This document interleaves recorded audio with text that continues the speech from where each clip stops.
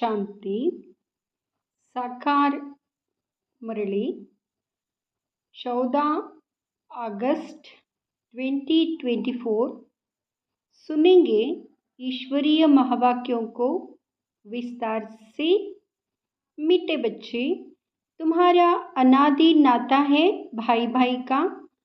तुम साकार में भाई बहन हो, इसलिए तुम्हारी कभी क्रिमिनल दृष्टि नहीं जा सकती।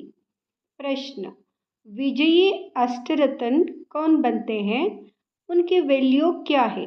उत्तर: जिनकी मनसा में क्रिमिनल ख्यालत नहीं रहते, पूरी सिविल आय हो, वही अष्टरत्न बनते हैं, अर्थात कर्मातीत अवस्था को पाते हैं।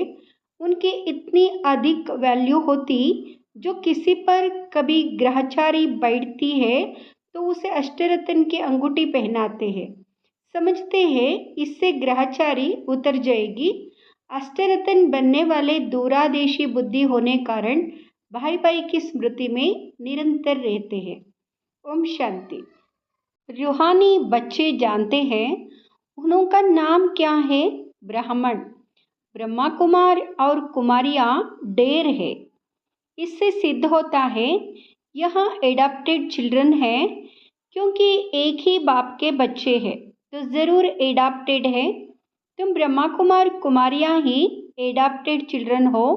बहुत चिल्ड्रन हैं, एक होते हैं प्रजापिता ब्रह्मा के और एक होते हैं परमपिता परमात्मा शिव के, तो ज़रूर उन्हों का आपस में कनेक्शन है, क्योंकि उनके हैं रूहानी बच्चे और इनके हैं जिस्मानी बच्चे। अगर उनके हैं तो जैसे भाई भाई है, प्रजापिता ब्रह्मा के साकार भाई बहन हो जाते हैं। भाई बहन का क्रिमिनल नाता कभी होता नहीं। तुम्हारे लिए भी आवाज़ होता है ना कि यह सबको भाई बहन बनाती है, जिससे शुद्ध नाता रहे, क्रिमिनल दृष्टि ना जाए। सिर्फ इस जन्म के लिए यह दृष्टि पड़ जाने से फिर भविष्य कभी क्रिमिनल दृष्टि नहीं पड़ेगी। ऐसे नहीं कि वहाँ बहन भाई समझते हैं, वहाँ तो जैसे महाराजा महारानी होते हैं वैसे ही होते हैं। अब तुम बच्चे जानते हो हम पुरुषोत्तम संगम युग पर हैं और हम सब भाई बहन हैं। प्रजापिता ब्रह्मा नाम तो है ना, प्रजापिता ब्रह्मा कब हुआ था यह दुनिया को पता नहीं है। तुम यहाँ बैठे हो, जानते हो हम पुरुषोत्तम संगम योगी बीके हैं। अभी इस धर्म नहीं कहेंगे, यह कुल की स्थापना हो रही है। तुम ब्राह्मण कुल के हो, तुम कह सकते हो हम ब्रह्मा कुमार कुमारियाँ ज़रूर एक प्रजापिता ब्रह्मा की संतान है। यह नई बात है ना। तुम कह सकते हो हम बीके हैं। यो तो वास्तव में हम सब ब्रदर्स हैं, एक बाप के बच्चे हैं। उनके लिए एडॉप्टेड नहीं कहेंगे। हम आत्माएं उनकी संतान तो अनादि है। वह परमपिता परमात्मा सुप्रीम सोल है और किसको सुप्रीम अक्षर नहीं कहेंगे। सुप्रीम कहा जाता है संपूर्ण पवित्र को। ऐसे नहीं कहेंगे सब में प्योरिटी है। प्योरिटी सीखते हैं इस संगम पर। तुम तो पुरुषोत्तम संगम युग के निवासी हो, जैसे कलयुग निवासी सतयुग के निवासी कहा जाता है। सतयुग कलयुग को तो बहुत ही जानते हैं। अगर दूरादेशी बुद्धि हो तो समझ सकेंगे। कलयुग और सतयुग के बीच को कहा जाता है संगम युग। शास्त्रों में फिर युगे युगे कह दिया है। बाप कहते मैं युगे युगे नहीं आता हूँ। तुम्हारी बुद्धि में यह होना चाहिए कि हम पुरुषोत्तम संगम योगी ब्रह्मा कुमार कुमारियाँ हैं। ना हम सतयुग में है ना कलयुग में है। संगम के बाद सतयुग आना है ज़रूर। तुम अभी सतयुग में जाने के लिए पुरुषार्थ कर रहे हो। वहाँ पवित्रता बगैर कोई जा नहीं सकते। इस समय तुम पवित्र बनने के लिए पुरुषार्थी हो। सब तो पवित्र नहीं है, कई पतित भी होते हैं, चलते चलते गिर पड़ते हैं, फिर चिपकर आए अमृत पीते हैं। वास्तव में जो अमृत छोड़ विष खाते हैं उनको कुछ समय आने नहीं देते। परंतु यह भी गायन है, जब अमृत बांटा था तो विकारी असुर छिपकर आए बैठते थे। कहते इंद्र सभा में ऐसे अपवित्र आकर बैठते तो उन्हें श्राप लग जाता है। एक कहानी भी बताते हैं कि एक परी एक विकारी को ले आई, फिर उनका क्या हाल हुआ। विकारी तो जरूर गिर पड़ेंगे, ये समझ की बात है। विकारी चढ़ ना सके, कहते वहां जाकर पत्थर बना। अब ऐसा नहीं कि मनुष्य पत्थर व जाड़ बनते हैं, पत्थर बुद्धि बन गए हैं। यहाँ आते हैं पारस बुद्धि बनने के लिए, परंतु छिपकर विष पीते हैं तो सिद्ध होता है पत्थर बुद्धि ही रहेंगे। यह सामने समझाया जाता है। शास्त्रों में तो ऐसे ही बैठ लिखा है। नाम रखा है इंद्र सभा, जहाँ पुखराज परी किस्म किस्म की परियां दिखाते हैं। रत्नों में भी नंबरवार होते हैं ना, कोई बहुत अच्छा रत्न, कोई कम, कोई की वैल्यू कम, कोई की बहुत होती है। नवरत्न की अंगूठी भी बहुत बनाते हैं, एडवर्टाइज करते हैं, नाम तो रतन ही है। यहाँ बैठे हैं ना, परंतु उनमें भी कहेंगे यह हीरा है, यह पन्ना है, यह माणिक। पुखराज भी बैठे हैं। रात दिन का फर्क है, उनकी वैल्यू में भी बहुत फर्क होता है। वैसे ही फिर फूलों से भेंट की जाती है, उनमें भी वैरायटी है। बच्चे जानते हैं कौन कौन फूल है। ब्राह्मणियाँ पंडे बनकर आती है, वह अच्छा फूल होता है। कोई तो फिर स्टूडेंट भी जास्ती तीखे होते हैं समझाने करने में। बाबा ब्राह्मणी को फूल ना देकर उनको देंगे। सिखलाने वाले से भी उनमें गुण बड़े अच्छे होते हैं, कोई भी विकार नहीं होता। कोई कोई में अवगुण होते, क्रोध का भूत, लोभ का भूत। तो बाप जानते हैं यह फेवरेट पंडा है, यह सेकंड नंबर है। कोई कोई पंडा इतना फेवरेट नहीं होता जितना जिज्ञासु जिनको ले आते हैं वह फेवरेट होते हैं। ऐसे भी होते हैं सिखलाने वाले माया के चंबे में आकर विकार में चले जाते हैं। ऐसे है बहुतों को दुबंद से निकालते और खुद फंस मरते हैं। माया बड़ी जबरदस्त है। बच्चे भी समझते हैं क्रिमिनल आई बहुत धोखा देती है। जब तक क्रिमिनल आई है तो भाई बहन का जो डायरेक्शन मिला है वह भी नहीं चल सकता। सिविल आई बदल कर क्रिमिनल आई बन जाती है। जब क्रिमिनल आई टूटकर पक्की सिविल आई बन जाती है तो उसको कहा जाता है कर्मातीत अवस्था। इतनी अपनी जांच करनी है, इकट्ठे रहते हुए विकार की दृष्टि ना जाए। यहाँ तुम भाई बहन बनते हो, ज्ञान तलवार बीच में है। हमको तो पवित्र रहने की पक्की प्रतिज्ञा करनी है, परंतु लिखते हैं बाबा कशिश होती है। वह अवस्था अजुन पक्की नहीं हुई है। पुरुषार्थ करते रहते यह भी ना हो। एकदम सिविल आई जब बन जाए तब ही विजय पा सकते। अवस्था ऐसी चाहिए जो कोई विकारी संकल्प भी ना उठे। इसको ही कर्मातीत अवस्था कहा जाता है। मंजिल है। कितनी वंडरफुल माला बनती है। 8 रत्न की भी माला होती है। बच्चे तो ढेर के ढेर है। सूर्यवंशी, चंद्रवंशी घराना यहाँ स्थापन होता है। उन सबको मिलाकर फुल पास स्कॉलरशिप लेने वाले 8 रत्न निकलते हैं। बीच में फिर उनको रत्न बनाने वाला हीरा शिव डालते हैं, जिसने ऐसे रत्न बनाए। ग्रहचारी बैठती है तो भी 8 रत्न की अंगूठी पहनते हैं। इस समय भारत पर राहु की ग्रहचारी है। पहले थी वृक्षपति की अर्थात बृहस्पति की दशा। तुम सतयुगी देवता थे, विश्व पर राज्य करते थे। फिर राहु की दशा बैठ गई। अभी तुम जानते हो हमारे ऊपर बृहस्पति की दशा थी। नाम है वृक्षपति, शॉर्ट में बृहस्पति कहा जाता है। हमारे पर बरोबर बृहस्पति की दशा थी, जबकि हम विश्व के मालिक थे। अभी राहु की दशा बैठी है, जो हम कौड़ी मिसल बने हैं। यह तो हर एक समझ सकते हैं, पूछने की भी बात नहीं है। गुरुओं आदि से पूछते हैं इस इम्तिहान में पास होंगे। यहाँ भी बाबा से पूछते हम पास होंगे। कहता हूँ अगर ऐसे पुरुषार्थ से चलते रहे तो क्यों नहीं पास होंगे। परंतु माया बड़ी प्रबल है, तूफान में ला देगी। इस समय तो ठीक है, आगे चल तूफान बहुत आए तो।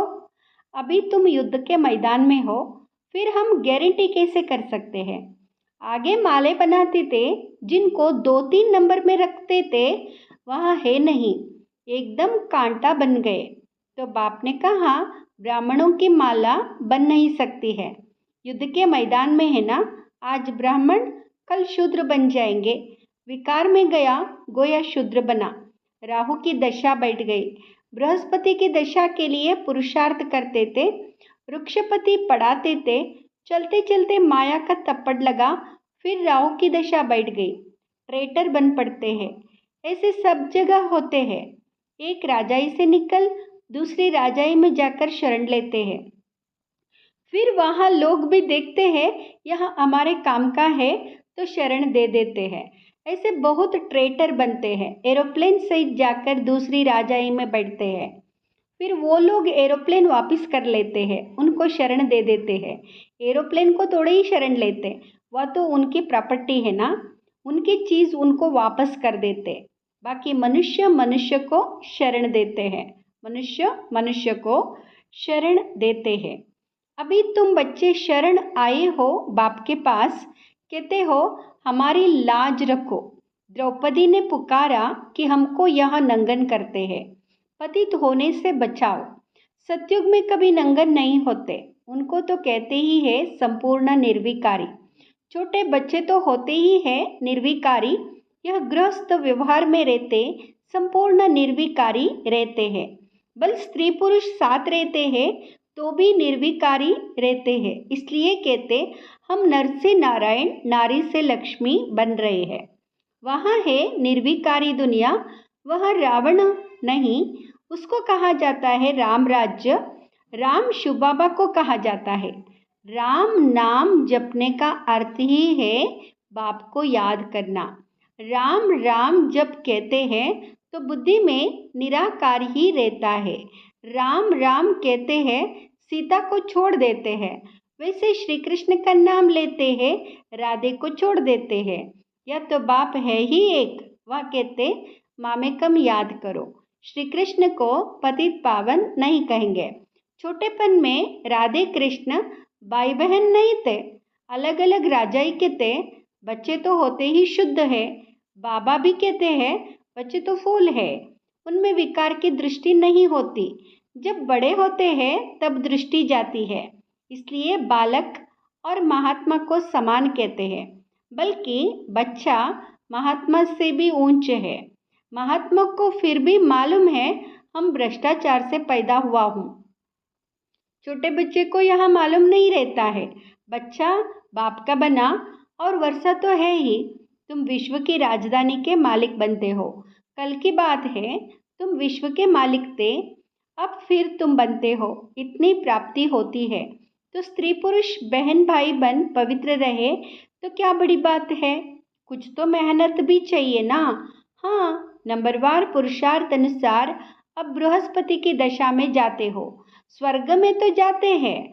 फिर पढ़ाई से कोई ऊंच पद पाते, कोई मध्यम, कोई फूल बनते, कोई क्या बगीचा है ना। फिर पद भी ऐसे लेंगे।